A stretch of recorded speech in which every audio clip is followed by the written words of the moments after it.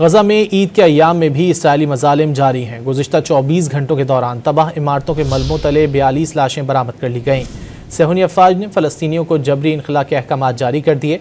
Israel ने शुमाली गजा में शेख ज़ैद, अल मंशिया और तल तर्ज इलाकों में फ़लस्तीनियों को ज़बरदस्ती बेदखली के अहकाम जारी किए। गजा में ईद के अय्याम में भी इसराइली मजालिम जारी हैं। गुज़िश्ता 24 घंटों के दौरान तबाह इमारतों के मलबों तले 42 लाशें बरामद कर ली गईं। सेहूनी अफवाज ने फ़लस्तीनियों को जबरी इनखला के अहकाम जारी कर दिए। इसराइल ने शुमाली गजा में शेख ज़ैद, अल मंशिया और तल तर्ज इलाकों में फ़लस्तीनियों को ज़बरदस्ती बेदखली के अहकाम जारी किए। गजा में ईद के अय्याम में भी इसराइली मजालिम जारी हैं। गुज़िश्ता 24 घंटों के दौरान तबाह इमारतों के मलबों तले 42 लाशें बरामद कर ली गईं। सेहूनी अफवाज ने फ़लस्तीनियों को जबरी इनखला के अहकाम जारी कर दिए।